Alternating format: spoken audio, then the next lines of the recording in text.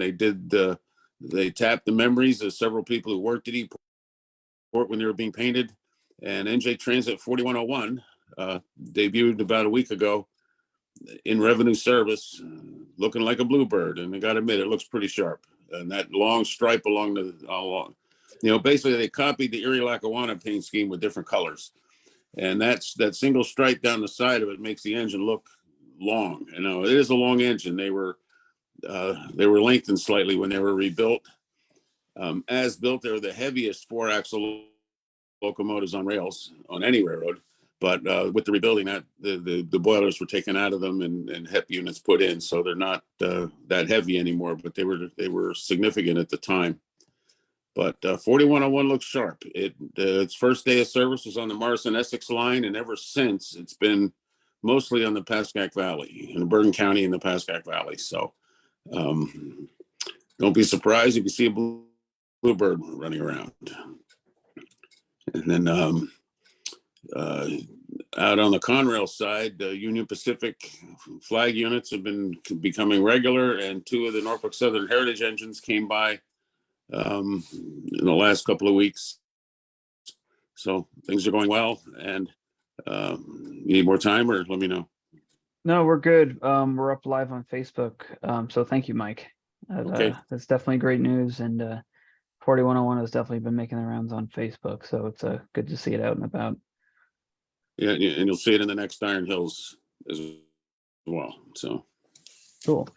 All right. So without further ado, we have Tom Reynolds here to give us a continuing presentation on the history of the Raritan River Railroad, which we as Tri-Staters are very interested in because we do own the Raritan River number 10 caboose, which is a very caboose we have a lot of pride in.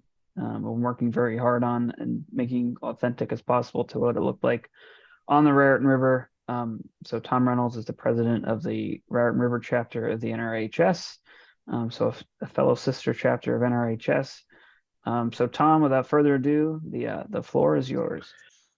Okay, hello, good evening, everybody. I'm going to share my screen, and if I can get started here, just give me a second. Share. Okay, so do you see my screen? yes. Yes. Okay, wonderful. So I'm going to start my presentation today by going through the maps of the Raritan River Railroad. This is one of the older collection of maps that I have from about 1915. This helps me pick up my presentation where we left off last time, roughly around World War I. I promise I won't talk about any movies, which was the focus of my last presentation. In this case, we're just going to zip through this PDF that I have. This is the shops area of South Amboy back before the shops were built off of Stevens Ave. I mean, technically they are on Stevens Ave, but they were on the left side originally. Starting in the 1890s and whatnot, they built their shop complex here on this very tight curve. It's pretty amazing that they managed to do that. They also had a small turntable here down at Catherine Street at Broadway. I also suspect on certain occasions that they used the turntable that was past John Street. A little bit moving west after we go past Bordentown Avenue and Pine Avenue, we can see that we're coming around. Whitehead's number 1 is a siding up here. We'll be talking about them a little bit later. Whitehead's was a large sand and clay, mostly sand operator at the time. Moving on, we come across this interchange here with, it's called the Raritan River Railroad Junction. This is where in around 1900, the Raritan River Railroad interchanged cars with the Pennsylvania Railroad. Before that, they did it over such a siding, which was in Sayreville. This was also the location down here of the Bergen Hills Station. Continuing over here, we can see that this was a big little bridge for the Raritan River Railroad. This was called Deep Cut, and the Pennsylvania Railroad's tracks went underneath it. There were a couple of little storage sidings and a couple of yards here where they could. where they could do some basic classifications. Also, one before I leave here, we noticed that there's no Route 30, Route 9, Route 34. There's no Turnpike. Parkway yet. None of this stuff exists or was in anybody's dreams back then. We continue west. Eventually, there's really nothing out here yet. We're coming up against the Kearney siding, which was a small, I believe, sand and clay, but I don't have a lot of information on them. But this was about a 1/4 mile long siding. Eventually, it would get extended for national lead years later. Continuing along, we see a few sidings here. But again, the area is pretty vacant. We come across this very sharp curve. It's actually down a dip. So you actually come down a hill, make this sharp curve and come back up the hill. It was a pretty bad place, and we'll talk about that too. But this is where Suches had their siding, where originally the Pennsylvania Railroad interchange was, and Crossman's had their siding. Crossman's was a big sand provider. Continuing west, we see Middlesex siding, which was a sand and clay provider, and then we see the tail end of the Sayreville Junction area, which was this little Y here. Eventually, years later, there would be storage and classification sidings in here, but today, in 1915, it was there wasn't a lot here yet. We're looking at Washington Road. Now we're in Parlin. This was originally the International Smokeless Powder and Dynamite Company. They tried to make smokeless powder out of corn pith, which was, well, the inside of a corn stalk. It didn't work. They reorganized, became the International Smokeless Powder and Chemical Company. They got a winning formula for smokeless powder. And at that point, DuPont almost took them over, controlled them for many years, although they were an independent entity. By 1915, that's right on the cusp. I don't remember if DuPont took them over or not, but essentially DuPont is here now. The Powder Works siding, DuPont had an extensive network of tracks and sidings in here where a lot of their munitions and chemicals and acids would come and go. The original Parlin station used to be over here on the left of Washington Road. By 1915, it was rebuilt, a nice brick structure. And I believe the original Parlin station was purchased by DuPont and used in their plant for many years. This is the back entrance to DuPont. They had basically multiple sidings and multiple ways to get into their plant. Duck's Nest is something we're going to talk about a little bit later. If you recall from before, Duck's Nest was where they built that siding that went into the pond where they made the movies. Going a little bit further west, we get to Edgar's siding. Now, Edgar's had a lot of property in this area. Again, extensive sand and clay operation. Eventually, this would be purchased by Hercules. But in 1915, it was probably Hercules by then. I think Hercules came around definitely before 1915. Edgar's had a little station here. I have no photographs of that station. I wish I did. Eventually, that station would get rebuilt next door as Gillespie. I have no pictures of Gillespie station either, although I know it was quite large. The Y for Gillespie would be built here in future years too, but not yet, at least not in 1915. We keep going west. We've got Fisher siding. He was another brick maker. He competed with Sayer and Fisher. He competed with Furman. We get over here to, this would be Journey Mill Road. We've got Van Deventers, which was a small stop. We see a number of different sidings in the area. There were a couple different business companies around. This is the Furman branch, which didn't go very far. If you recall from my previous speech, the Sayreville riot of 1889 took place around here somewhere, as the railroad tried to lay this spur not to connect to Furman's property, but to connect to Sayreville. And they had this big fight, and at least one person died. So we keep moving west. We're going to reach the South River, which gives us lots of interesting things here. We can see the Herman Auckman handkerchief factory, one of the older industries on the line. The American Enamel Brick and Tile Company will come up.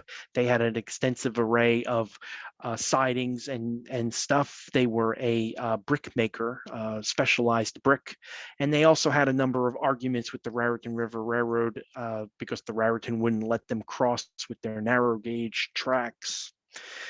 We have the freight station here with the really long platform. At least 10 years ago, I haven't been to South River in a long time. That platform was still available and still visible in the woods. The passenger station is long gone, but if you know where to look, you can see the curbing cut out. Whitehead's Ave, the South River branch actually crossed after the switch, and then would whittle its way down 2 miles along the South River. Continuing up and out of South River, the bigger customer was Clayton's Lumber Yard. Again, a funny story with that is it burnt down in the 1890s, 98, I think, but the people were desperate to keep the lumber, so they basically pushed the rail cars out of the way, fighting the flames off as they did that. A number of other little sidings here in South River. It was always a little busy place at the time. Continuing west, we are getting into Main Street and Old Bridge Turnpike. We'll be talking about Old Bridge Turnpike later too. This was Tanner's Corner. This is where the Raritan had a dog of a time digging out the sand from this area as it just kept collapsing in on their trench. And both of these bridges collapsed when they were building them. It was just really a really tough obstacle for the Raritan. Continuing to move west, we notice there's no Route 18 yet. That wouldn't be built until at least 1928, but we get to the service branch, which was one of the earlier branches built in the 1890s, again, to get to these sand and clay pits that Sayer and Fisher would own, and other brick companies and sand companies, and they would cart the sand out of East Brunswick and bring it over into South River or Sayreville for processing. There was a scale out here, and this was a pretty busy place at in the teens. This is Hart's Lane, we call it today. AEB&T is the American Enamel Brick and Tile. That was that factory in South River. So they had property out here. Jacquard Siding, I'm pretty sure, was theirs, and they brought in again specialized sand and clays for their bricks and stuff. We can see American Enamel Brick and Tile. They owned large swaths of property. We can see as we continue to move west that there's the Philadelphia Boston Face Brick Company and the J. Appleby Sand and Clay Company. And you're getting the idea that this whole line was filled with brick, sand, and clay companies. Apparently, it's just a very unique, type of clay or sand that had specialized properties. Philadelphia and Boston face brick, they made like vanity brick, not full-sized brick that you would build a house with. They made the fake brick that you would put on a wall to make it look like brick. J.C. Appleby made a special type of sand that I believe was shipped to Boston on occasion. We are now riding over to Riders Lane, and there's a number of different industries out here. Edgar's Brothers, again, they had that big long siding in Sayreville. They owned a lot of property. We had a little platform here where people could get on and off the trains, and probably freight could be loaded unofficially because it's not an official stop on the timetables. As we continue down here on the right side, we're now entering Milltown, and there's all these little sidings here. There's Edgar sidings and Fry sidings. The Gravity Condenser Company was basically getting into air conditioning or compressors and stuff, and short-lived enterprises, but the land was cheap, and the railroad siding allowed them to get their freight in and out. Eventually, we come down here on the left. We are now getting to the first Milltown station, which is here along Washington Road. The Milltown branch cuts over, and extensive sidings here. There were a number of different sidings behind the station in Milltown. There was 2 sidings right up against Russell Card Company, one for loading coal. There was multiple sidings that again came into the public service, which was the trolley powerhouse. And so they were getting coal for their power. And eventually this line was extended over into Michelin property. And we get into the Michelin tire complex, which for many years brought in raw materials and exported finished tires and products. Colthau is the last one. We also talk about him maybe a little bit. He had an extensive operation here for coal and feed and lumber, basically a jack of all trades for the area. He was also one of the older industries, one of the first industries on the line. And in fact, Colthau, the original guy, was the original post office master and station agent when the line was first built in the 1890s. Continuing on west, we reach the Lawrence Brook Trestle, and we'll see a couple photographs of that. So it was always a hot spot for taking pictures at the time. We've got a couple of sidings here that would go to Van Loo Avenue, I think, and there was a lumber and coal yard out here. These were also the properties back in the day that they fought the condemnation proceedings because they didn't want to sell their property to the railroad. We have some sidings out here. We have, excuse me, we have Gebhardt. We have, this one's kind of interesting, Elkins Lane. For anybody who's local to the Milltown area, Elkins Lane does not cross the Raritan River anymore, and it hasn't for a really long time. Basically, this road disappeared from the maps, but back in 1915, it was a road. It had a siding. Freight was offloaded here on occasion. We now get into North Brunswick, the Allen Track, which was a big farm area that was sold right after the railroad came to town.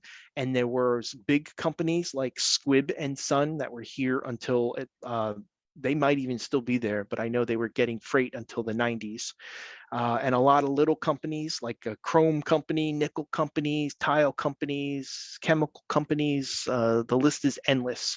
New Brunswick always had an assortment of big little companies coming in and using rail freight.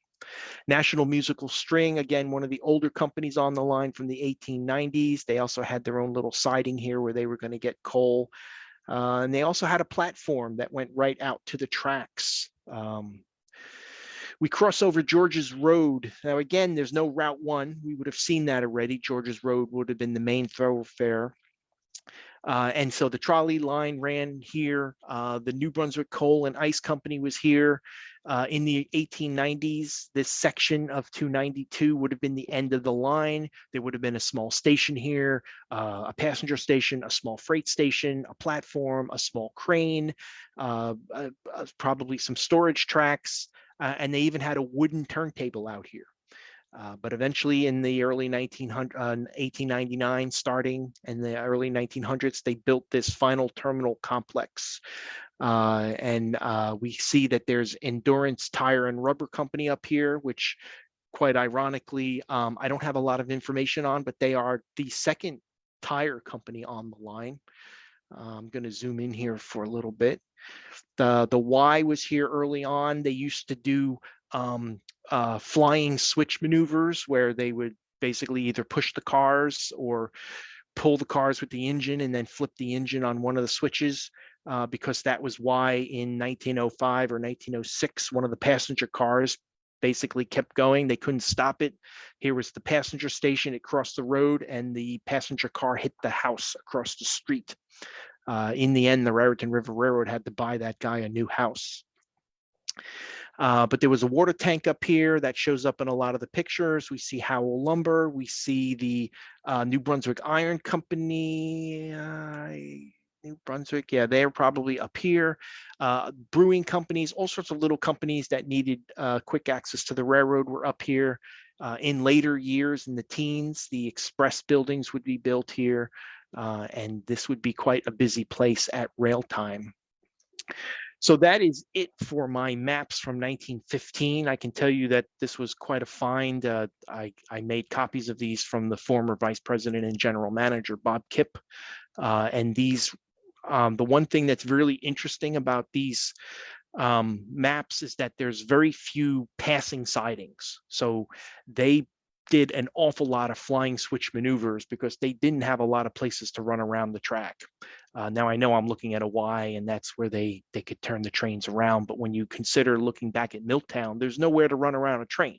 So they either tossed the cars in there and then switched them on the way back, or they tossed them in there and hoped the brakeman could stop them in time. So let me close this and go back to my presentation. If for some reason you can't see this, please let me know. We're going to talk about the Raritan River Railroad Part 2. We're going to pick up through the teens after our tour of the map from the teens. We're going to talk through World War I, the boom times of the 20s, the bad times of the 30s, the end of passenger service. We're going to talk about how the line got revitalized in the late 30s, the boom times of World War II. Then we're going to go into the repairs and maintenance of the 40s and talk about some new cars and things in the early 50s. So we just looked at the maps. I apologize that this is blurry, but I found the ICC documentation in the New Jersey Archives in Trenton, and I was running out of time, so I had to take as many pictures as I could with my phone. But basically, kind of trying to start here in World War I in 1915-ish time frame. We're looking at the roster of the Raritan River Railroad. They had a number of freight engines. They would take their number 1 and their number 2 engines, which were originally 440 locomotives, very low power, and they basically replaced them with these 280s, which were significantly more powerful than the 440s. They would also then add number 5, number 6, and number 7 in the years as 280s, and that was the bulk of their fleet for a while. And then in coming up against 1915, they would purchase a bunch of 282 locomotives, which were again significantly more powerful than the 280s. And this would have been engines number 9, 10, 11, 12, and 14. 9 and 10 were built were purchased new in 1915, and 11, 12, and 14 were purchased in 1916. And of course, being nostalgically superstitious, the Raritan River Railroad did not label any of their engines 13. So we move on to this oddball. When I discovered it, I really wasn't sure what this was until I start looking back at some of my old photographs. I had found some old scrapped engines that were being scrapped that were 440s that I assumed were number 1 and number 2, but it looks like at this point they had a number 8, a very old Cook 440 that was their passenger engine. This predated the Pacific that they would buy in 1915 or 1916. But this thing surely didn't last long. The only picture I found looks like this. I would love to get one of it on the road with some passenger cars. Most of the photos that I see are of this Cook being scrapped. Work cars, the gondolas. As we said, the Raritan River Railroad was sand and clay and bricks and coal coming in and mostly moving around sand and clay. So what we see here again is a copy of the roster of their freight cars as taken as a snapshot in early of 1916. But what's very interesting is that at the very bottom, you can see that they had some 25-ton cars. They were in very bad shape. This number on the right is a percentage of like how old it was. And you start at 100% and you work your way down to like, I haven't seen anything less than 4. So 4 is kind of the bottom of the rung. But these 25-ton cars were still around. There were some 30-ton cars and 40-ton cars. Here is a picture of one of the 600 series. This is when they were building the roundhouse, which would actually be right behind the photographer. This is Bordentown Avenue in the background, and we are looking at Yes, one of the 30-ton cars. This is one of the 800 series. This is a 40-ton car, a little bit bigger. What's great about this shot is this old building in the background. Again, one of the rare shots of their old engine house, which was on the other side of the tracks until they built the modern engine house, which would have been behind the photographer. Starting in 1910 up until about 1915, they started buying these 50-ton cars, and this was the cars that they used a lot in the teens, in the 20s, and the 30s. And I also think that one of them survived until at least 1966. This is a picture of the corner of the South Amboy yard behind the shops. And to me, it looks like one of those 50-ton cars was rotting away 50 plus years later. This is really hard to read, but basically this is the passenger car list. Some of the cars were nice and new. A lot of them were old. In the war, during 1915, 1916, they started just buying a lot of passenger cars from the Delaware, Lackawanna, and Western and rehabilitated them for their own purposes. Combination cars. So they had a number of cars. Again, some of these are old. It's interesting that they were 6-wheeled cars, Pennsylvania Railroad originals. But basically, these were the combination passenger and baggage cars that the Raritan would tote along every now and then. This is a great shot. It shows number 15, the Pacific in New Brunswick, the water tower. The freight house is behind the picture. But what we're looking at here is the Raritan River Railroad combination car, I think number 23, but it's got a CNJ, 99% sure it's CNJ. I can't read any markings. Express car. And the Raritan River made a ton of money on the express. So that would factor into how long they kept the line going, the passenger service going. So during World War I, the roster would have looked like this, right? So we had 5 280s. We had 5 282s, the Mikados, and these guys were probably primarily moving the bigger trains to and from interchange. The 280s were delivering the cars to the local yards. We know that we had these little 060s. I don't have any good pictures of these. Number 3 and number 4. They were shuffling things around, probably for some of the munition plants like Hercules and DuPont. And of course, we had the Pacific, which was their primary passenger engine. And this is what World War I would have looked like. We know that the trains were very busy. We know that I believe they were running 3 shifts a day. They were definitely running at night. They were moving tons and tons of freight, munitions. We're going to talk more about that in a couple of minutes. But basically, the railroad was going nonstop. And a lot of this was due to the Filskoff family. We'll talk a little bit more about him later. But basically, he came in after the last superintendent got the boot in 1915, and he basically modernized the line. He brought in all these new 282s, and he rehabilitated the line quickly to ramp up for the World War I effort.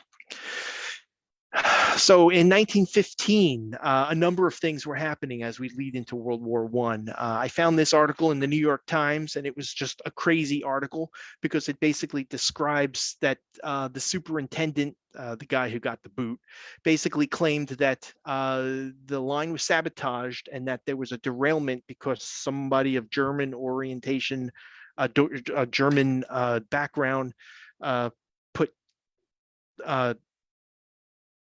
stuff on the track to derail the train.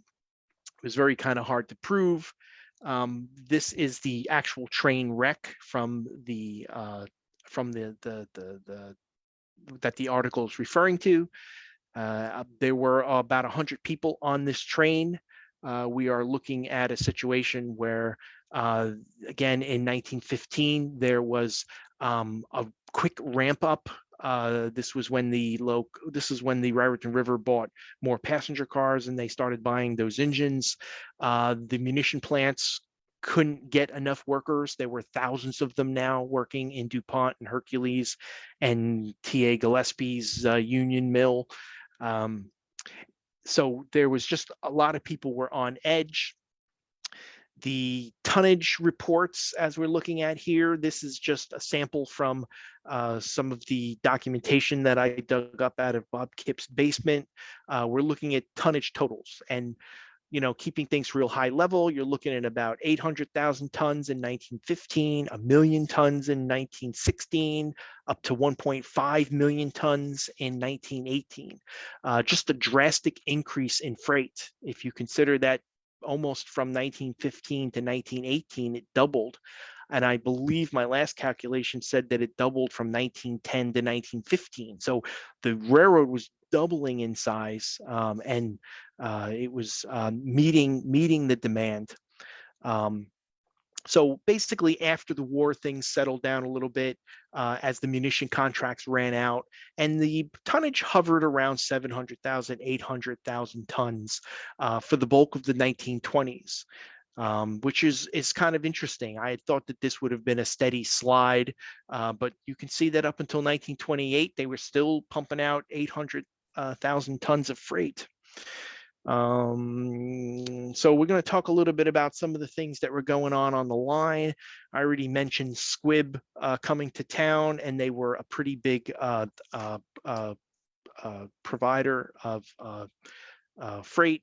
As I said, the line was big on bricks. There was lots of bricks. There was South River Brick Company. The list is almost endless of the brick companies that were in the area. Now, a lot of the bricks would get shipped out by the South River and into the Raritan River because that was the way to get them on a barge into the New York metropolitan area. But some of this stuff actually did go out by rail.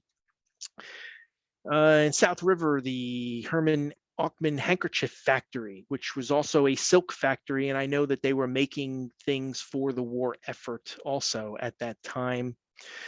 More brick company names. We talked about American Brick and Tile already, South River Brick, James Bissett Brickworks, Yates Brothers, Willett Brickworks, Petit and Miller Brickworks.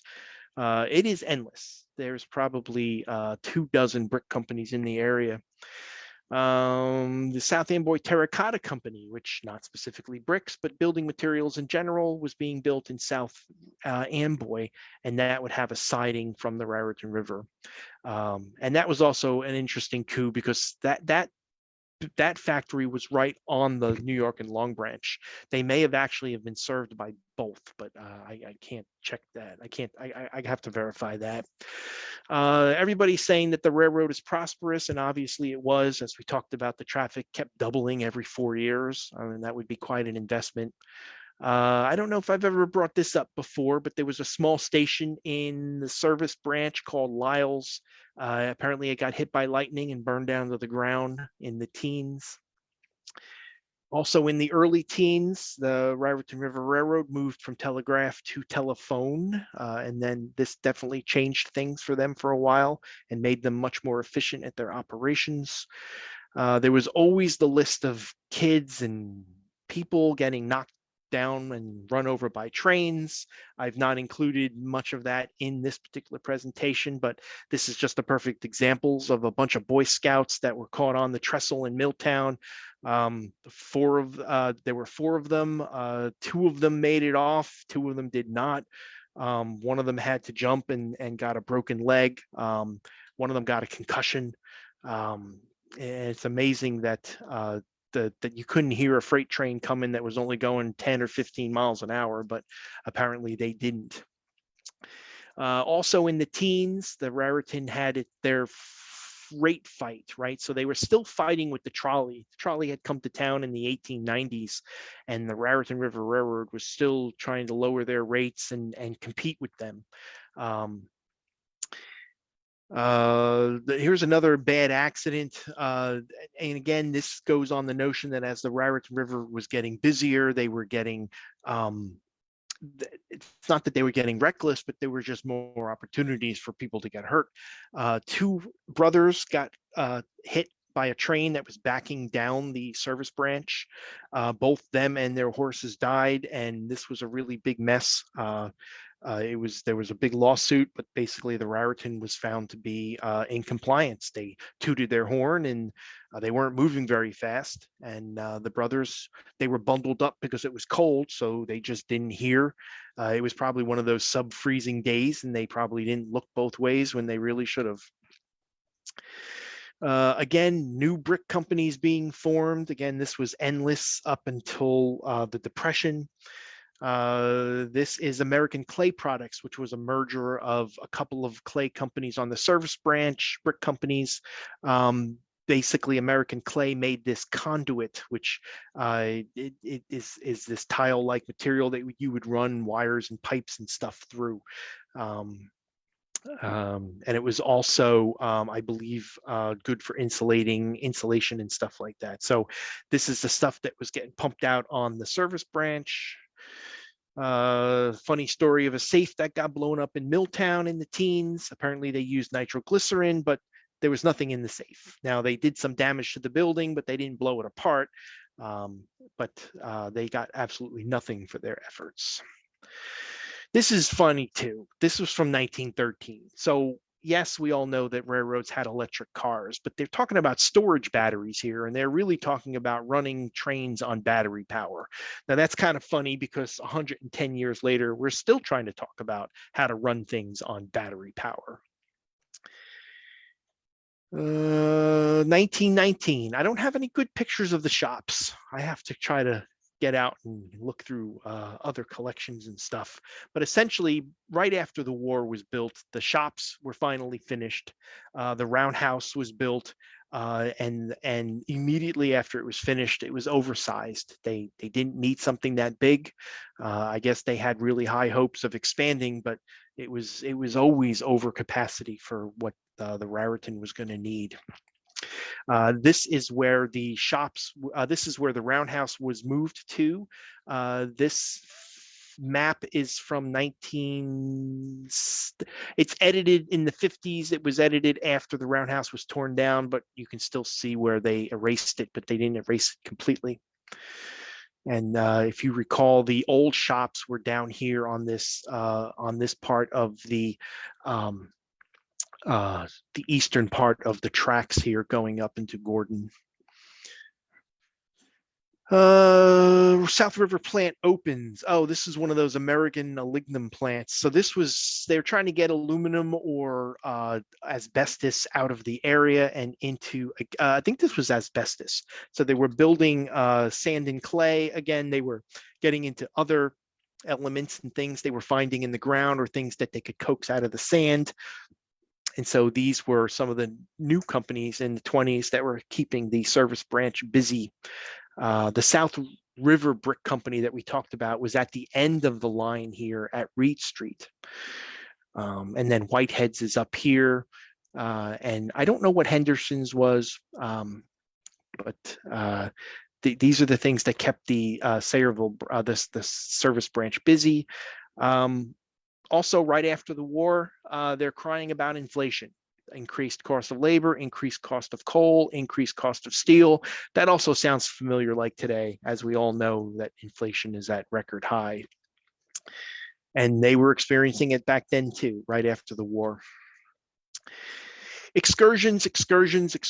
So one of the things that the Raritan River Railroad was known for is that even as their passenger traffic on the daily commute was falling, they had more and more of these excursions to the seashore. They just had a direct line that connected them to South Amboy, which connected them to the Central Jersey, which could get you to Asbury Park and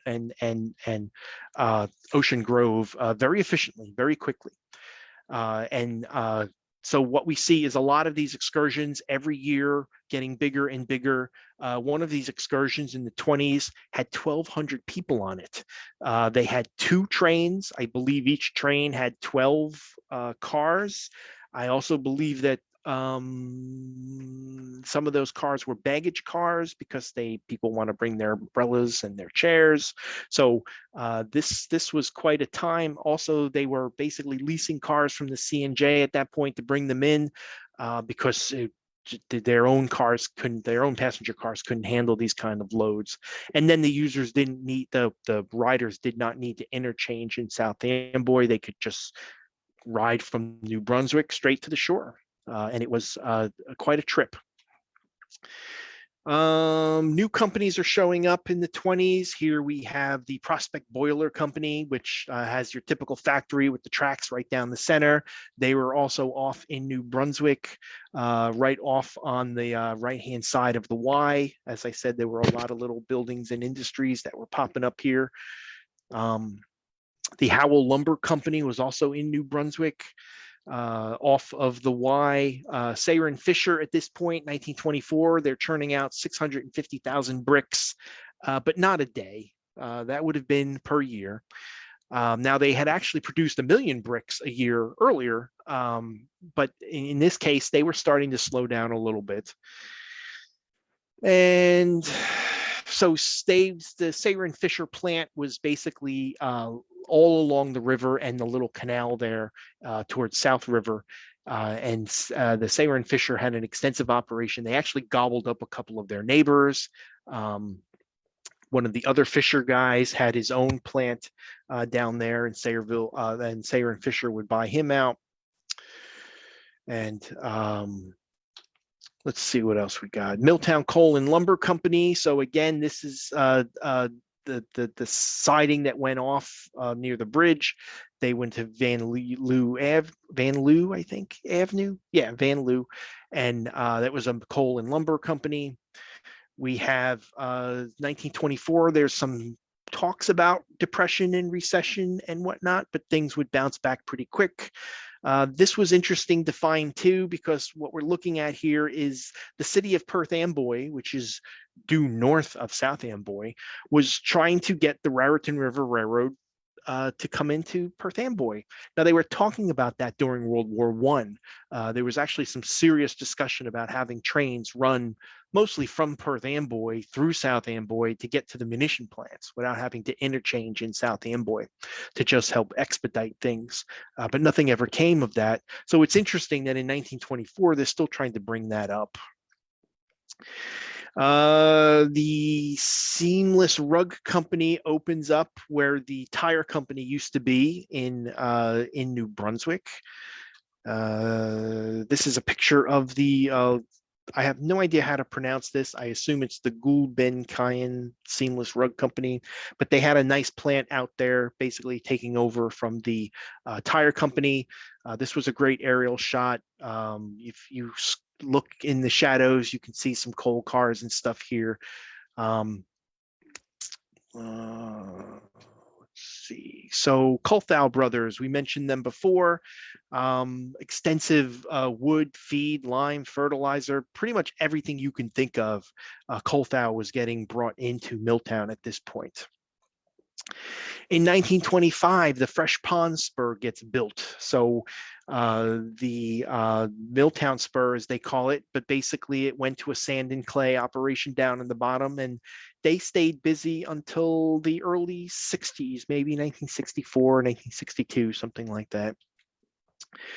In 1927, the Paragon Brick Company opens up. They had a lime siding and a loading track. They were pretty long at the time. Excuse me. And this basically just extended the Gillespie branch, which was built during World War I for access to the Union Powder Company, which was built by T.A. Gillespie. Not the same T.A. Gillespie that built the plant in Morgan, but it was the plant in Morgan that blew up, not this one. Thank God for that. 1928, they are surveying for a new factory. They're talking about Captain Kidd's treasure. So there was big secrecy initially about what this factory was going to be. And with any kind of secrecy, you start getting into the rumors. Now, there was an extension off the Kearney branch, which was going to loop around. And basically, the company was going to try to get aluminum or something out of the sand. I don't think it worked out very well, but that would be okay because eventually there's a steel mill there today. So that line pretty much paid for itself, as well as the fact that it would be extended for the national lead in the near future. But the point was that when you don't talk about what's going on, people will come up with their own ideas. 1929, the power company shows up, right? Eventually it would become a part of Jersey Central Power and Light, but I don't think it was back then. They would extend themselves off the Sayreville branch. Now, again, they were getting the bulk of their coal from the river, but when the river froze up or for some reason they needed quick coal deliveries, the Raritan was there, plus a lot of any incidental freight would be brought in, machines and any kind of equipment that was used for the power company. And that would happen right up to the end, I believe, in 1974, 1976.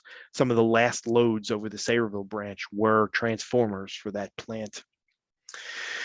Yes, this plant was going to cost $6 million. It was going to be quite large, and it was going to power everything. And it was nice. So in 1929, the Central Railroad buys a big interest in the Raritan River Railroad. They basically buy 1/3 of their stock, and they slowly start trying to assume control.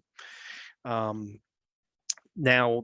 right after that, the inspection train shows up and the officials get to go up the line, probably to New Brunswick and back. What's interesting about this is it implies that it was a Central Railroad engine, and that it was probably with some kind of a passenger or private car on the back where the execs could make their observation. Michelin. So here we are, 1930. We all know what happened in the end of 1929, but basically the world didn't shut down in November of 1929. It was a slow, gradual slide. But Michelin was already overstocked and already had some issues. So they basically shut their doors early in 1930. Initially, they tried to say, no, we weren't leaving. And they tried to dispel the rumor that they weren't going to reopen. But unfortunately, they did not reopen. And that was a big blow to Milltown, too, early on, because the Depression hadn't even really hit yet. And there were hundreds. I think that Michelin had at least 500 employees, plus or minus a couple hundred. So you had 500 local people out of work early on. But in 1930, 1931, as tonnage and revenues are going down, the Raritan River did what a lot of good, strong companies do. They will reinvest into their own infrastructure during slow times. So they start abolishing a lot of these grade crossings. The first one is the Main Street crossing. There's in South Amboy. We've got the bridge over Roberts Crossing in Sayreville, and then the Feltis Street Bridge was going to be built. All of these were grade crossings. There was also a big push by the government in the 1920s to eliminate grade crossings, but the Raritan River Railroad was small and didn't fall under that. But again, this was things that were just going to help them eliminate issues with the crossings. 1931, after the Central bought the stock, they tried to appeal for total control of the line, with, I believe, the applicant with the Baltimore and Ohio being involved in here somehow. I think the B&O was buying the C&J. So there was this initial push to try to just finalize control of the line. One of the things to also point out too is that in the Depression, not only did the Raritan lose a lot of business just due to the Depression, they also lost a lot of revenue because trucks were getting more powerful and more efficient, and the easier mode of transportation. So they were fighting a double-sided war at this point. The Depression hurt them hard, and the trucks hurt them even harder. And this was tough for everybody in the railroad industry. But lo and behold, look, 1931, after the C&J tries to make a bid for the Raritan River Railroad, the Pennsylvania comes along and just chops up almost, basically bites up about 50%. So at this point, we are almost 50-50 C&J and Pennsylvania Railroad. And it was, this battle would go on for a while on who could control the Raritan. In 1932, the Michelin car shows up. Now, this was kind of funny because Michelin had closed their plant, but they showed up on the line in 1932 with this rubber-tired car, passenger car. It could go 75 miles an hour. It was a really smooth ride, and under the right conditions, maybe it made sense. On the Raritan, they got the car as high as 55 miles per hour, which was still faster than the 40 mile per hour passenger trains running behind that Pacific. But the problem with this car is, well, here's a picture of the car. I know it's grainy, but this is the New Brunswick station. This is that house in the background that got hit by the passenger car back in 1906. And obviously everybody was out here at that time to get their picture taken. Here is a better shot of what the car looked like from a commercial motor book. The problem with this car, though, is that the tires were just really not up to spec. They blew out a lot, and apparently they were a pain. It was very difficult to just to replace them. It was not as simple as replacing the tire on your automobile. And the other problem was that this only held a couple dozen passengers. So the amount of work that was involved to move a couple dozen passengers in the end for the added comfort of riding on a rubber wheel just didn't make financial sense. And I believe by 1933 or 1934, this Michelin car was actually scrapped, and they actually brought it back to Milltown to scrap it. So, because even though Michelin closed in 1930, they didn't sell the property. They basically just sat on it for a while. So they were still using it, and unfortunately, they scrapped this oddball car there. 1932, somebody's looking for land. Titanium Pigment Company, which would be National Lead, they are still trying to figure out where they're going to set up their giant plant. Now, we know where they landed, but in 1932, they were still poking around looking for the right location. Now, I know for a fact that they had actually scoped out property. I think it's in Jamesburg, but it could have been in Old Bridge. I have to dig that up. But they needed a lot of water, and they couldn't get the water out of Jamesburg for whatever reason. They couldn't get enough of the water. But this particular article talks about how the Pennsylvania Railroad was supposed to transfer 73 acres of land to South Amboy so that the Titanium Pigment Company could use them. So I don't know where this property exactly was. Obviously, the Pennsylvania Railroad owned a lot of property in South Amboy. It was one of their old terminal cities back in the Camden and Amboy days. So they probably had a ton of property. But apparently they would not transfer it. Now we know that the titanium plant was built along the Raritan River, and they extended the Kearney Spur to do that. And this is just another spec sheet of the tracks and stuff. An extensive network of tracks. Tons and tons of cars were coming in with this radioactive ore to make the titanium pigment. And a lot of other freight and chemicals and acids were coming in. This was a very busy and dangerous place in the end due to the toxicity of some of the chemicals they were using. 1932 freight changes. Yeah, so what's happening too is the depression is hitting now that we're almost at the bottom. They have to start condensing, consolidating, or shutting things down.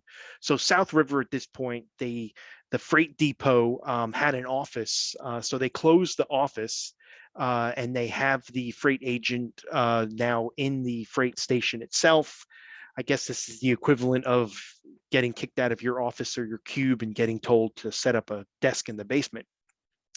But at least they were still there. In 1933, this is interesting. They're talking about how the munitions and the movies were made and how this made the Raritan River famous. We just talked about a lot of that. But the way I view this is talking about the good old days, right? So the depths of the Depression, things were pretty bad. And they're talking about things that were happening 20 years earlier, how the railroad was in the movies and the railroads was moving all this freight and the railroad was the key to winning the war and everybody was proud. And in 1933, it was probably pretty bad. And so this was one of those fluff pieces trying to boost people's morale a little bit, talking about how great things used to be. 1930, this is just a summary of the Great Depression. I don't want to go into all the details, but from a unemployment perspective, we're talking that 1933 was the bottom. You can see that we were upwards of above 35% unemployment rate, which is really incomprehensible, at least to me at this point. You can see how unemployment went up and then came down. We had some issues again in 1938, but then as the war economy begins, the things will continue to get better. Of course, nobody knows that yet. Here we are in 1934. We talk about National Lead, $3 million plant. So now they're starting to break ground. Again, this was probably an amazing event at the time. 63 acres were purchased. They were going to employ 900 men.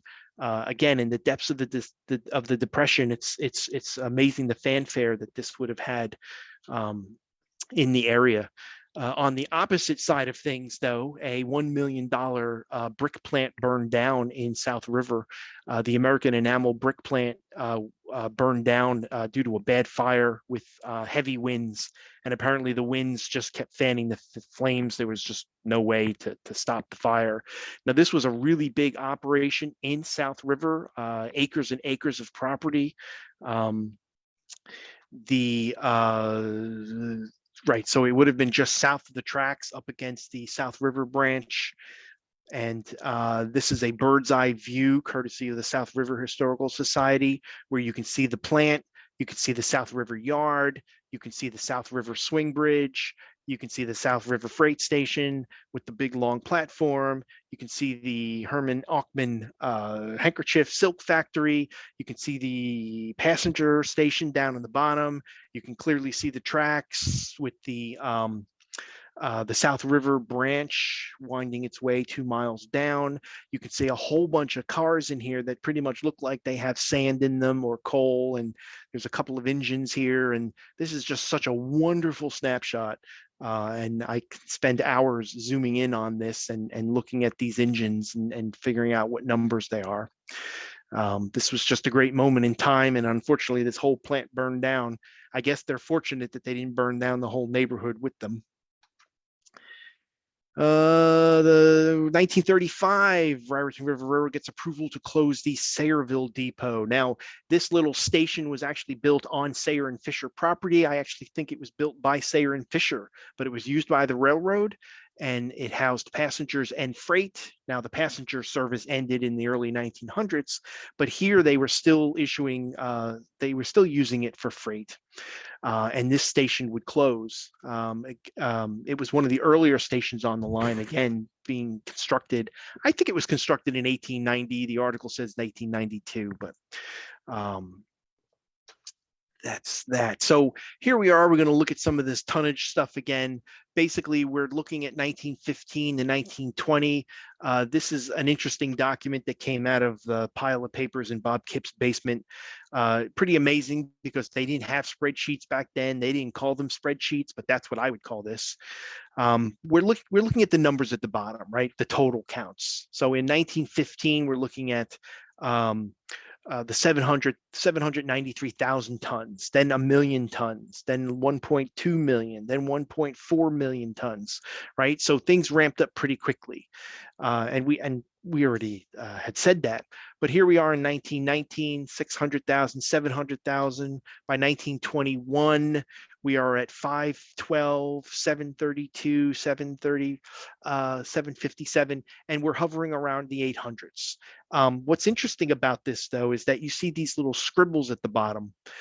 These guys were desperate in the Depression to try to figure out what normal was. And what that means is the average, because every year the freight was falling, they were having a hard time calculating what is their 5-year average, what is their 10-year average, what do they expect to be shipping this year, because you can't plan your budget for that. They needed to know how much money they could spend. And so these calculations were being done at in the middle of the Depression and towards the end of the Depression, when they were trying to figure out what to expect going forwards. So here's some of the all-time low numbers. We said 354, 337. These were the absolute, and I also think 1934 was 360,000 tons. So this was just the bottom of the Depression. And you have to understand too that in World War in 1918, 1917, 1918, they moved 1.4 million tons. Here, they basically lost 1 million tons, right? So they really had to scale down, and it was just bad overall. This was interesting to dig out too. This is one of their charts and graphs that they made. And again, they made this in 1937, and I'll explain why in a minute. But basically, you follow the numbers from 1927 up here, 1928, 1929. It seems like peak traffic was around 1929, and then things started to fall, 1930, 1931. They don't even show 1932, 33, or 34 because it would be too far below the list here. But this was now 1935, it was getting better. 1936 was getting better. And over here, you see the dotted line for 1937. So what they were trying to figure out is, what was 1937 going to look like, right? And you could tell within the first couple of months that it was mimicking 1931. So at that point, they could predict what their volumes were going to look like, what their staffing was going to need, what kind of maintenance and upgrades they were going to need to do. This was all about projections, right? And in 1937, we'll talk about that in a couple more minutes. We're going to talk about the passenger situation for a moment. In 1929, we have, this is a timetable from 1929. It shows 4 first-class trains with a handful of third-class trains, which I believed were some of those mixed freights that they would throw on a passenger car too. And if you were willing to chug along with the freight traffic, you could get a ride. But in 1929, they had 4 trains going back and forth in both directions. And in 1930, we're on the bottom of the tonnage summaries on most of them, but not all of them. They have passenger counts, which is really great because we can take a quick look at this and see how the passenger totals started falling off pretty drastically during the Depression. We're starting in the 700 passengers per month, 5,000 in the later half of the year. I mean, we're still looking at 60,000 passengers a year, which is not a bad number. 60,000 is, it's probably maybe justified the costs. This is the timetable from 1930. And at this point, we see that they only have 2 first-class trains, and a whole bunch of them have been moved to third-class trains, which again is that passenger car probably on the back of a high-priority freight train. But even then, at the fall in the December of 1930, we can see that that the trains for number 5, 6, and 13 were discontinued. Now 6 is not on this map, on this chart. 6 would have been the eastbound direction coming back from 5. But what you see here is that they were cutting costs, slashing trains, and that also means slashing employees, unfortunately. Looking at 1931 compared to 1930, you can see that the passenger numbers are down by about 20%. And this would continue in the 30s. 1932, traffic was down again 20%. I mean, they were unfortunately losing passengers as quickly as they could move them. In some cases, it was more than 20%. It was a 50% drop. So it was tough for them. 32, 33, 34, we said was the depths of the Depression. Here is a time card from 1932. It still shows those 2 passenger cars, those 2 passenger trains running daily, leaving South Amboy at 6:45 and, basically making a round trip in the morning and a round trip in the evening. Here we are, 1933. Again, we are still falling in passengers. By 1934, we see the first triple-digit passengers. So now we are below 1,000 passengers. And 1935, we barely see any 1,000 passenger months. At this point, they're just continuing to lose money very quickly. At this point, also, it's ironic to note too that the trolley lines were being abandoned and ripped up in favor of the buses. And I feel that the buses probably had a much bigger dent in this. They could go pretty much anywhere, and their routes were easy to change and probably a lot more convenient. And at the same time, in the Depression, prices for a lot of things dropped. So if you had any cash, you could buy a used car. A Model A Ford was probably dirt cheap at that point. And you could basically drive you and your friends to work, or your family. So it was pretty, at this point, it was expected they were going to continue to lose passengers. 1936, we see our first double-digit passenger line for November and December. In fact, what you notice, though, is a big drop, I should say. 800 passengers in January, February. Then you got 600, 500, and then 400, 300, 168. It just seems like at this point, I feel that there was probably some major changes being made to the line, maybe some kind of an announcement. It could be something similar to this too. The timetable for 1936 shows still the 2 trains in each direction, but notice that the return trip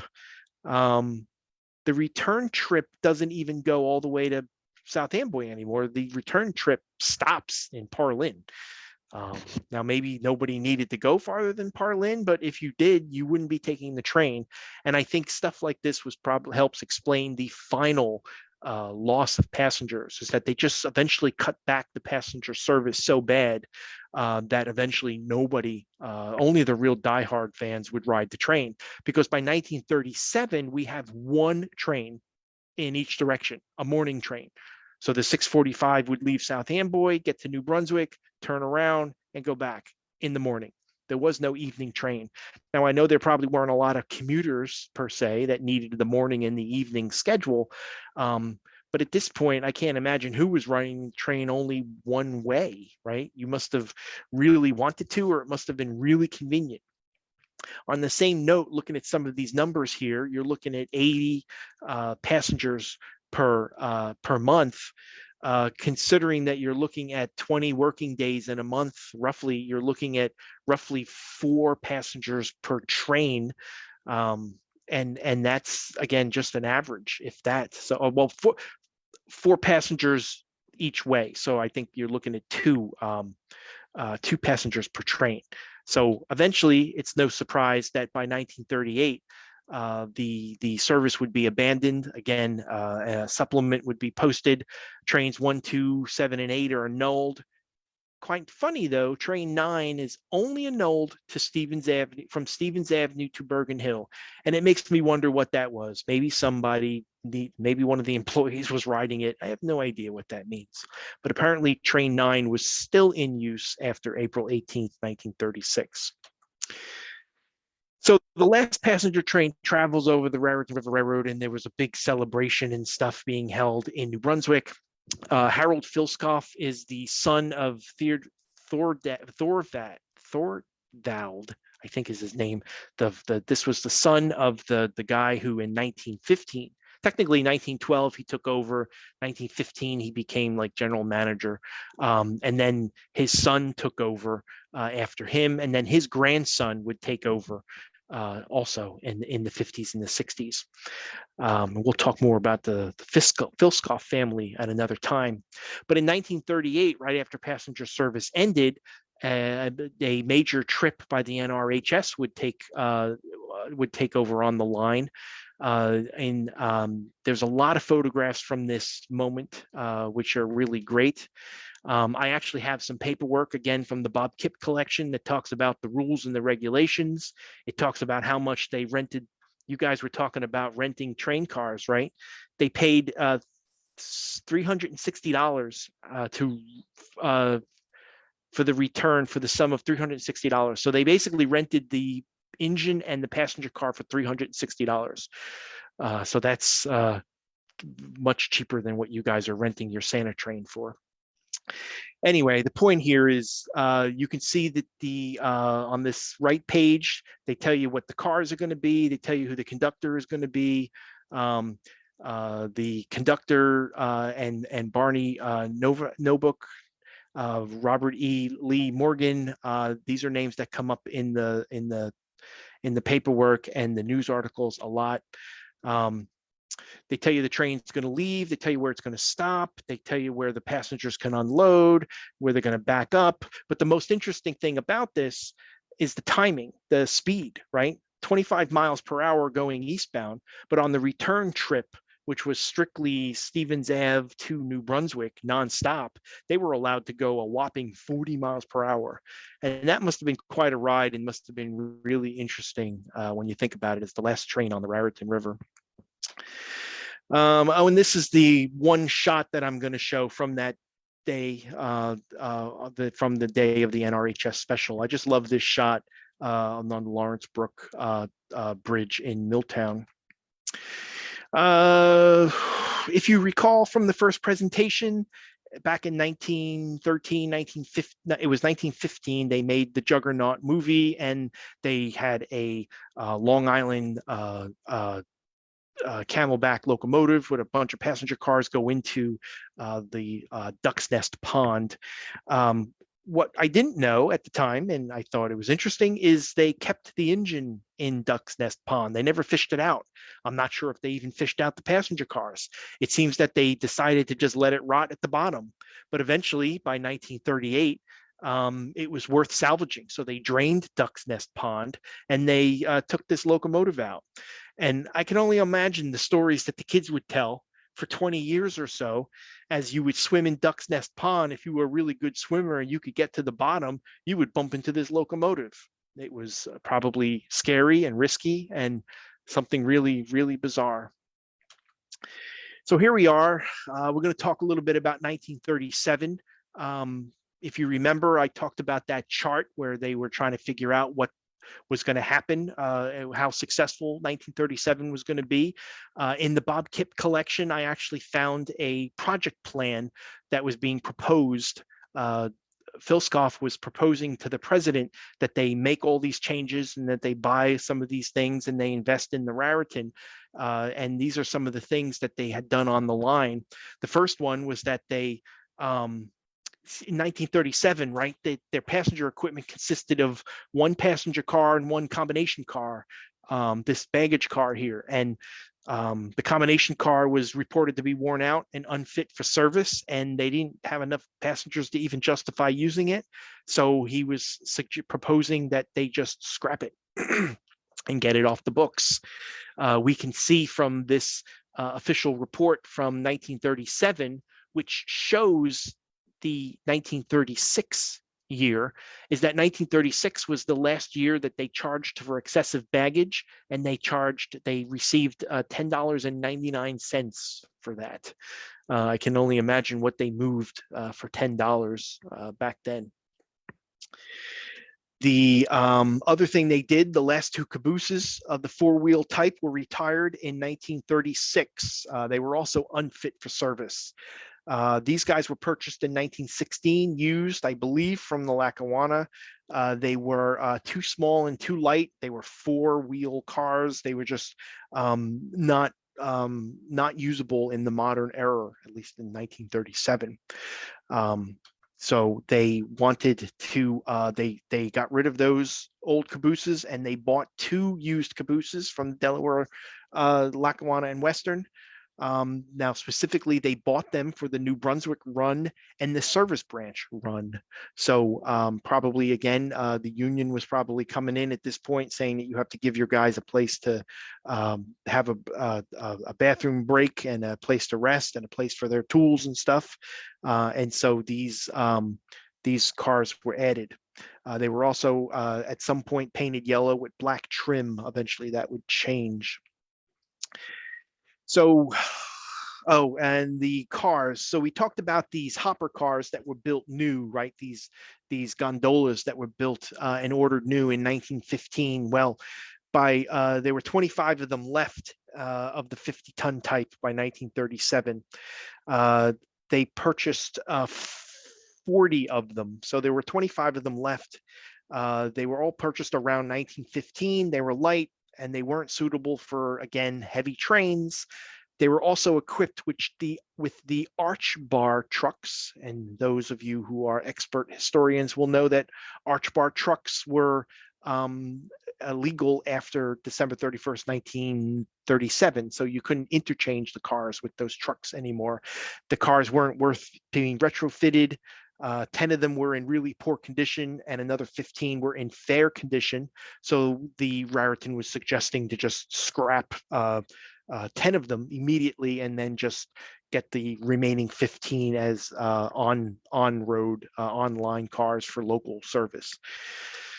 I don't have any good pictures of the shops, and I've said this before, but I put this picture here to just remind me that one of these days I need to get a better picture.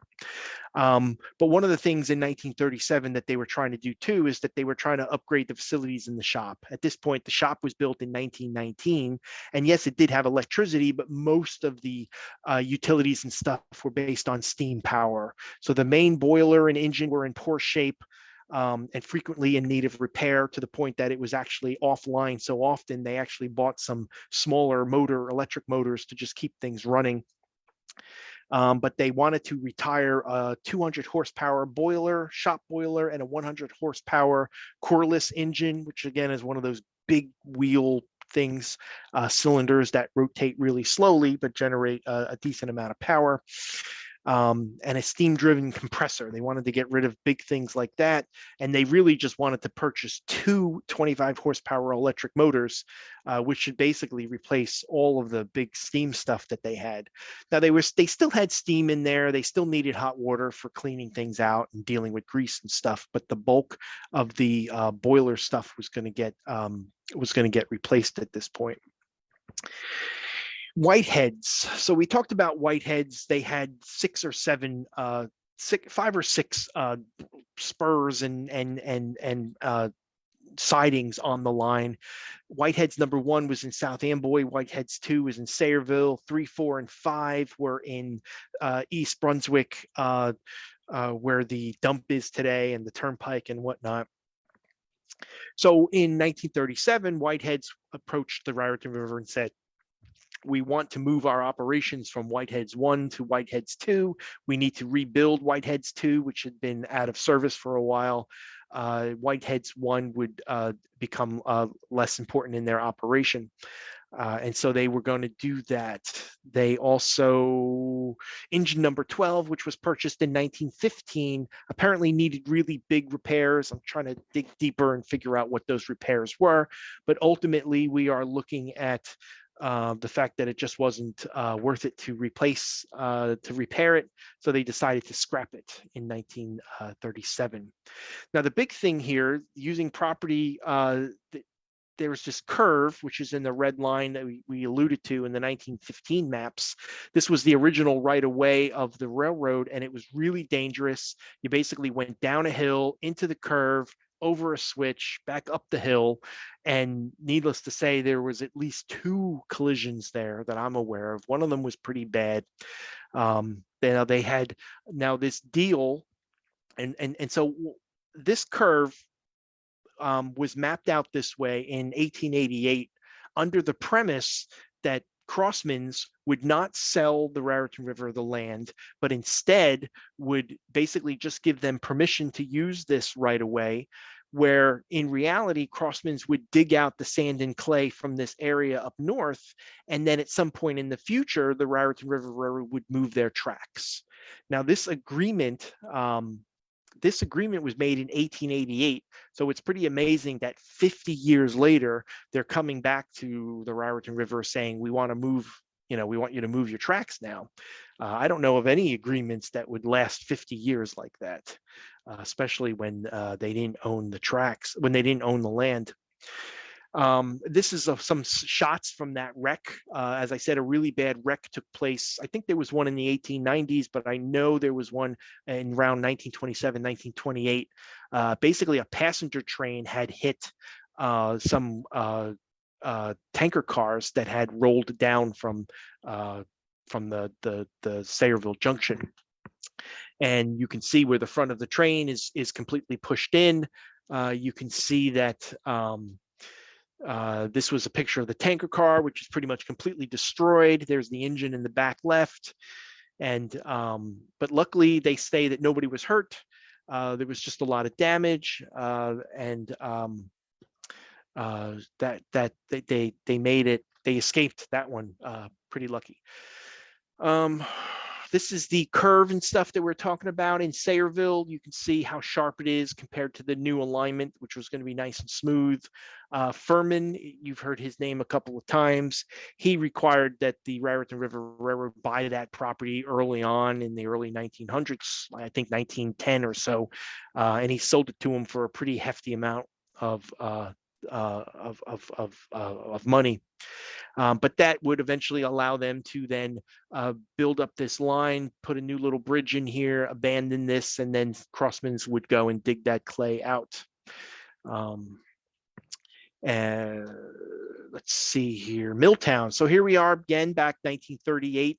The old Milltown complex that had been basically abandoned in 1930 was getting new industries brought in. Some of these industries were using freight. This was good for Milltown. People were going back to work. It was good for the railroad. New shipments and stuff were coming in.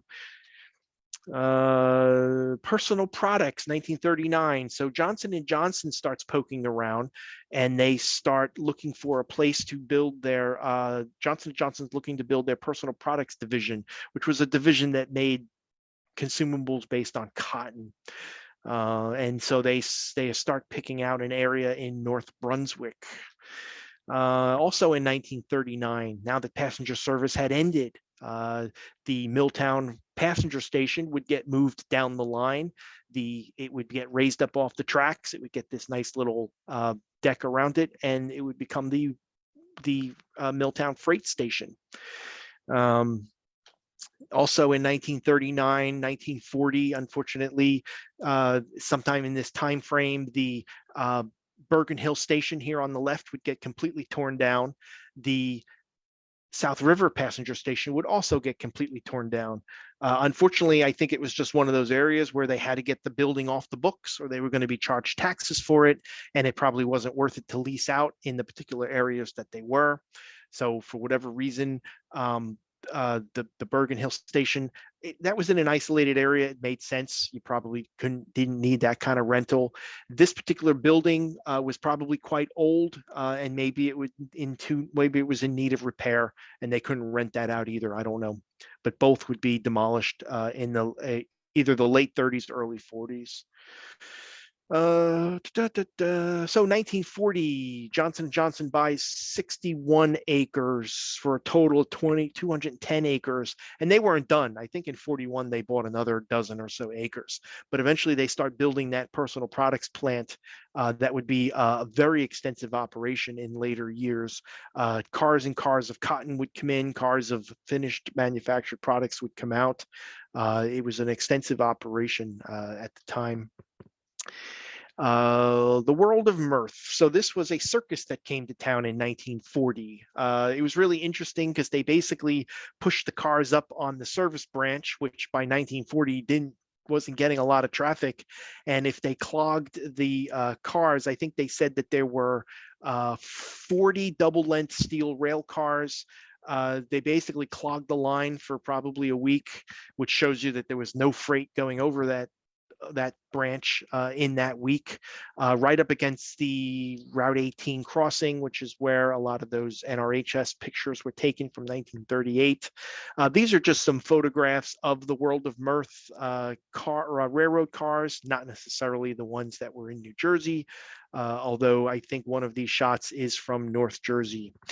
But you can see that they just loaded their wheeled carts and stuff on the flat cars and then pushed them off, and they made a week of it. So here we are. We're going to talk a little bit about tonnage again. We know the depression was in the 300,000 tons.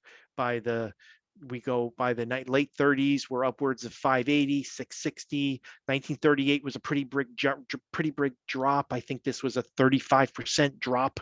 It probably scared it probably scared everybody. Not knowing how bad things were going to get. But very quickly, by 1939, they're up to 500s again. By 1940, it's the 700s. And 1941, we're in the millions, because as we all know, Hitler invaded Europe or Poland in 38 or 39, and the sequence of events would be that DuPont, Hercules, and probably other companies on the Raritan River started producing either munitions or things used in the munitions industry. It's not clear to me. I don't think they were packing bombs like they did in World War I, but clearly DuPont and Hercules were big on making weapons. So they were definitely moving a lot of tonnage. And at that point, 1942, we're at 1.1 million tons, 1.348 million tons in 1943. This is just a few hundred K short of the 1.4 million tons 1.44 million tons of World War I. The thing here to keep in mind too is that in World War I, the cars were smaller, the engines were smaller, you needed more cars and more locomotives to move the same tonnage. So here, while it's almost the same tonnage, they were doing it with a lot less cars and a lot less engines. And you could see throughout the war and even after the war, they were still keeping their tonnage above 1 million tons. The World War II roster at this point is significantly smaller than World War I. While we still had that 280, which was number 5, right? Number 5 was a favorite of fans because it was so old. It goes back to 1910, and it had a new boiler in 1929. So here we are in the war, and it's pulling its weight. We had the 060s, number 7 and number 8. They were recently purchased, I believe, in the late 30s and the early 40s. 41, I think, was number 8. Number 9, 10, 11, and 14 were still the Mikado 280, 282s, and they were still pulling their weight. And of course, we have the Pacific, which is the 462, which was the old passenger engine, which is probably, again, running around moving fast freight as quickly as they needed. So the Raritan River Railroad was pretty busy during the war.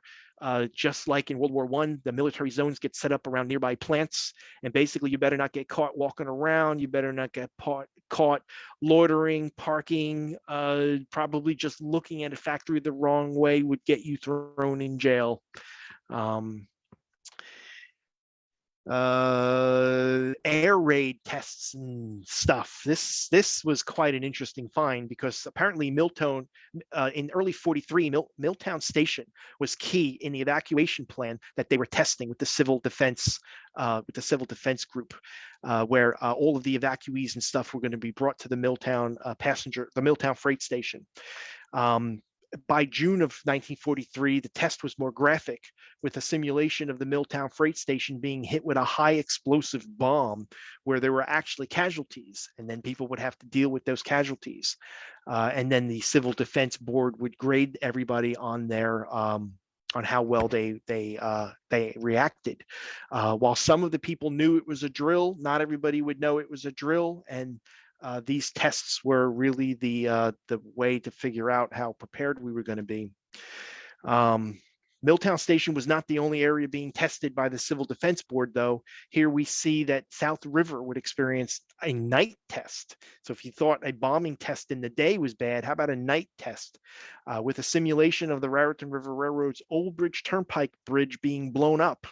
And if that wasn't enough, the next incident involved the staging of a complex attack of an ammunition train by bombs from the air in the Raritan River Railroad South River Yard, with many casualties being reported.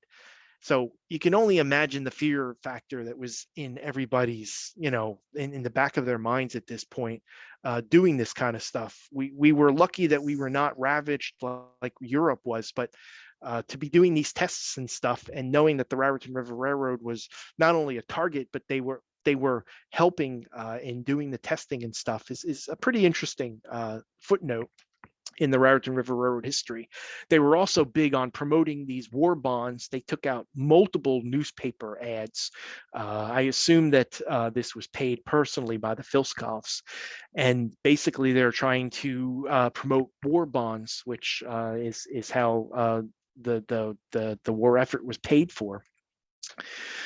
1944, Fred Diebert comes back. He wrote a story about how the Raritan River Railroad is helping win the war. He would eventually go on and write a day in the life of talking about a journey on the line. And obviously, we all know he wrote that book in 1983 that we are so grateful that he put together for us. But it's nice to see that he was doing his part and documenting what was going on the Raritan River Railroad. By 1945, the Raritan River Railroad is big on the salvage and recycling effort. In one case, the peak collection was over 100 tons in one day, with 6 carloads being filled. This shows cars being filled in the New Brunswick yard in 1943.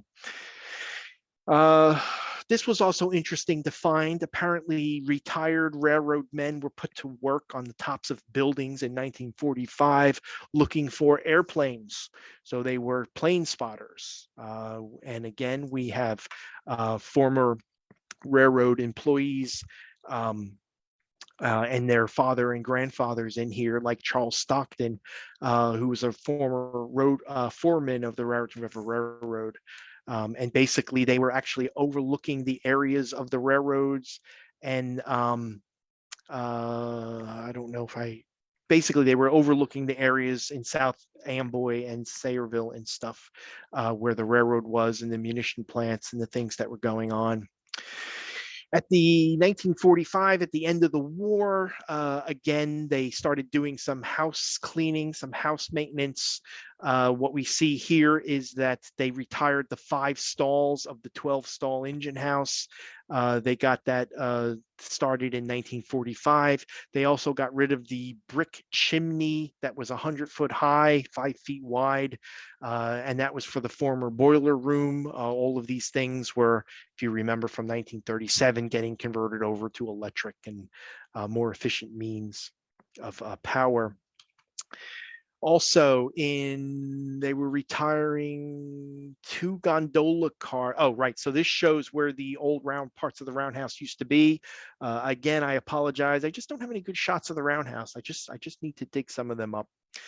But they also retired a couple more gondola cars. They put some away for coal storage at this point. They removed the ones that were used for coal storage and they converted them to work equipment. They replaced a bunch of lathes, and basically they were just rehabilitating the line again. In 1946, the Farmers Union Service Co-op Association, quite a mouthful, they acquired a 5-acre plot of land on the service branch right where Henderson's used to be, maybe across the street, across the tracks from Henderson. But basically, this was a farm co-op where they were going to be dealing in a feed and grain business. They expected 12 to 15 cars a month. And this would have been a nice use to maybe save the service branch. But 1946, this didn't last very long. Also in 1946, the Central Railroad of New Jersey uses a new diesel engine on tests run through South Amboy. The reason I picked this shot, though, is because it's got the John Street station behind it. That was the Raritan River Railroad's South Amboy office. I don't know anything about this diesel, but I guess, again, this was the beginning of the conversion from steam to diesel on the CRR. Specifically in the South Amboy area. 1946, a new plant is getting built, a glass company. Okay, so Owens, Illinois. was a glass company that was going to be building at the old Paragon plant on the Gillespie branch. Now, the problem here was that you can see in red, I outlined it, Owens, Illinois wanted a Pennsylvania Railroad siding. And why wouldn't they? The tracks were right outside. You could see them from the building. In fact, a large train would probably shake the building. So, but the Raritan River Railroad already had their tracks from helping and dealing with Paragon all those years back. So there was this big fight at this point. Apparently, the town council for Sayreville granted permission for the Pennsylvania Railroad crossing, and then 2 weeks later, rescinded the offer, and they said that they withdraw their permission. This would eventually go into the courts for a while and would go for about a year. Eventually, the Pennsylvania Railroad would win, but the Raritan put up a good fight. They were able to prove that they had provided great service to bigger companies and there was minimal complaints and that they basically did a good job, and Sayreville was backing them the whole way. But ultimately, the Pennsylvania Railroad just had the better contacts and the closer siding. And it would be that same siding permission that they would connect back in the 1980s when they would connect the Raritan. After they absorbed the Raritan, they would connect it to Brown's Yard. 1947. So here's where we purchased the USRA ton, the 80-ton six-wheel switcher locomotives from the War Assets Administration. Apparently, they were the high bidder on a number of these engines. They bid on 3 of them in the early part of 1947, and by the end of 47, they bid on 4 more. They worked really well, and the Filskoff was very, very happy with them. They were relatively new too, and hardly used by the Army. I don't have any good pictures of them. I know that a few pictures exist out there, but this is what they would have looked like coming in unnumbered, unlettered for the Raritan River, and they would be quickly rehabilitated. So in 1947 and 1908, as a consequence, we would get 1916, 17, 18, 19, right through 22. They were 060s, and they were a mix of Lima and Alcove builds. That also implies that in 1947, 1948, the remaining fleet of engines that served the Raritan so well through World War II would begin to get scrapped. Quite ironically, number 8 would technically get sold before it got scrapped, and it would be sold to New Brunswick Iron and Metal, or somebody bought it and shipped it there, where they were going to try to rehabilitate it and sell it, but I don't think they ever did. I think it just got scrapped. One last thing. It was my understanding that number 15 was supposed to survive for a while. Unfortunately, it wrecked in 1947, 1948 or something, and it then also had to get scrapped. It got cut up on the spot, but they were trying to save it just as a reserve engine, which would have been nice. Here's some color pictures. Again, technology finally caught up to us in the 40s, the late 40s, and we have color pictures and slides now. So we can see that this is a nice picture of number 16 in South Amboy. The interchange for the CNJ with the Raritan River cars would have been on the right-hand side of this shot. We have a nice picture of 17 in the South Amboy yard. We've got number 18 in the roundhouse. Again, a nice shot showing the inside of the roundhouse. We've got number 19 with a mixed freight in, I believe, New Brunswick. Number 20, another color shot. I believe if you look on the left, you can see the shops in the background. You also see this red and black flag. I believe that's a Lehigh Valley coal car. 21 is in front of the water tower in Parlin, and 22 is back in South Amboy in the yard. So in 1948, they start doing a little bit more cleanup at this point. The rug siding is getting removed in New Brunswick. Whitehead's 1 that we talked about in South Amboy is getting retired. A couple of other sidings that I don't know where they were. I keep trying to dig them up, and I just don't find any information on them. The service branch Y is getting cut back. The Whitehead's number 4 was getting removed. It said it hadn't been used in 5 years or more. So again, if you remember me telling you when that circus train was backed up on the service branch, clogging the whole line, there wasn't really any traffic going on there. Maybe a quick note, Petit's was a coal and fuel dealer. So they in the beginning had wood and coal, and then they had coal, and then they had coal and oil, and in the end they would be the last customer on the line that were receiving any freight. Lyle siding, also sand and clay up here, was getting removed. Milton siding, I think in the same general area. Whitehead's 4 was getting removed. We're also into the late 40s. By this point, the turnpike is starting to make grumblings about where they're going to be coming through, and the dump is going to be built out here somewhere. So all these things were happening in 1948. In 1949 and 1950, the original, not the original, but the 80-pound rail that was laid in 1909 and 1910 is badly worn out. They are going to reuse some of that 80-pound rail for constructing new sidings for personal products, Johnson & Johnson, as well as new sidings for Squibb. So, and they were going to lay a 100-pound rail on their main line, and they would continue moving up into New Brunswick. But they never laid a 100-pound rail in all of the New Brunswick yard. That would come out to bite them in years later. They also retired the overhead crane in New Brunswick, basically saying that anybody who needs crane service gets a truck. And they just, as I said, they were replacing and upgrading the rail. By 1951, we are requiring a new caboose for the Phoenix drill. Phoenix was the national lead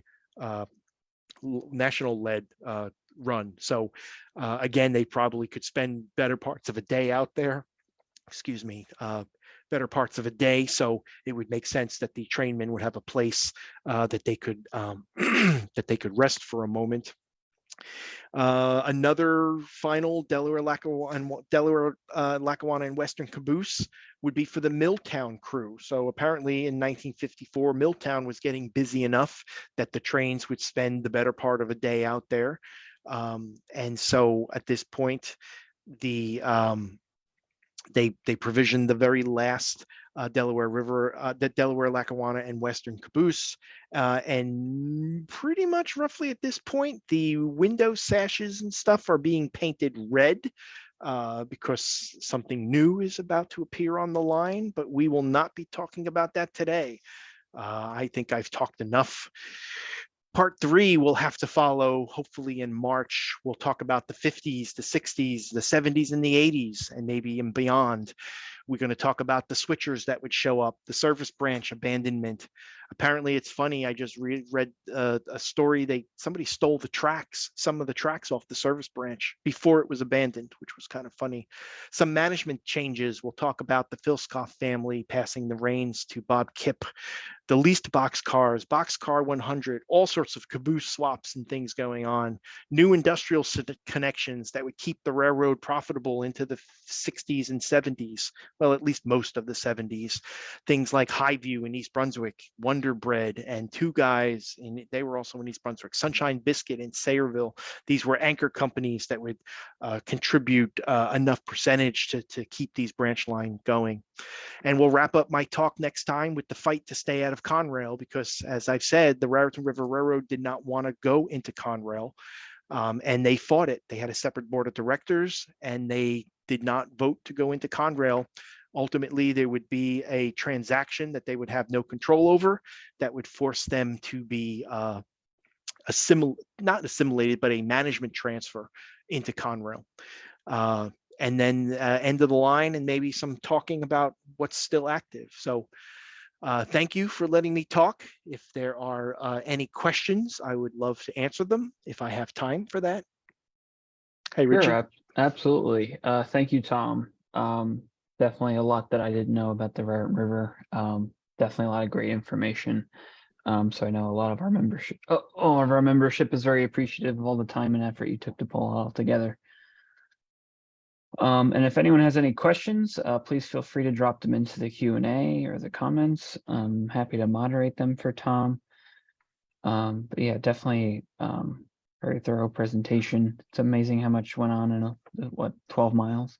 Oh yeah, and it helps explain the fact that they were profitable, but their stock was so highly coveted because they gave out great dividends. Like you Yeah. could buy stock from the Pensy and the Central, and you could buy Raritan, and you probably made more money on your Raritan stock because of the dividends they would give back. Yeah, there was for such a short railroad, they were so busy. They had multiple crews and drills and all sorts of stuff and tons of engines. Oh yeah, yeah. I always love those shots in New Brunswick with multiple engines shoving up the hill. And Oh yeah, yeah. Yeah, no, it was an interesting, and they did all sorts of stuff to make it work, and they did double head and triple head their engines sometimes. I don't have too many locomotive shots of that, but I know when the diesels came in, they were double and triple heading all the time. yeah, I do. So Yeah, I see a comment right from Gary, and he's talking yeah, about 1937. Many people, factory workers, worked 6 days a week. Okay, so yeah, so the math is maybe they didn't work 5 days a week, 6 days a week is probably true. So yeah, so you were talking about 3 passengers a day, and then you got to divide that by the number of trains. So yeah, at some point it seems like they had 1 or 2 passengers per train, which the Raritan at that point probably just couldn't wait to terminate the traffic, right? Because they were losing money on the deal, yeah, probably losing a lot of money, right? You saw how much I said that they could rent that car for. They rent the engine in the car. I think it was $360. So that's a lot of money to throw away every day when you make 10 cents on a passenger, yeah, exactly. or 20 cents, right? So, but they had to run it, right? That was the ICC rules. Yeah, yeah. 37 was actually pretty late for a railroad of that size. Like the Morristown Erie, they were done in 1928. The Raleigh Valley was 1919. So there weren't a lot of small railroads running passenger service at that point anyway. Yeah, yeah. So what was the profit margin at the height of operations? I can answer that next time. I have all the financials. They made a lot of money. The operating ratios were pretty good. Not at the end. The dirty little secret. The dirty little secret was that they were actually in the red in 77 and 78. So they were losing money like everybody else. They came back in 79 with a big profit. But by then they had voted to go into Conrail. But and like I said, I have a lot of the financials, and I can get you financial and operating ratio info, but their numbers were pretty good.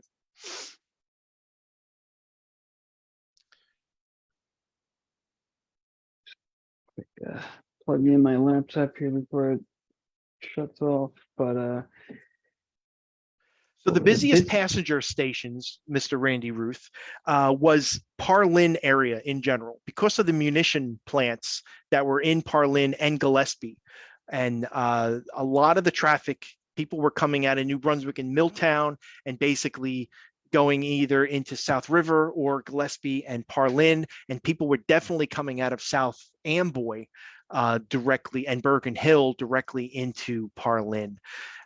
There's actually a number of articles of people getting hit by trains. They were, and some of them were pretty bad, because there was like, at times there would be hundreds of people trying to get on the train in Parlin, and they didn't have the platform set up yet. And a couple times people either fell or got pushed in front of, like, they got hit by a moving train and then got pulled underneath it. So, and then they got sued for that, right? And that's when they had to make changes to some of these stations in the area. But yeah, no, those munition plants, I believe, if I quote, 9,000 passengers per day, but I think one of those plants in Sayreville had 5,000 people themselves. So how you move 5,000 people in and out with this kind of equipment is just boggles my mind. But yeah, I hope that answers your questions. Okay. cool.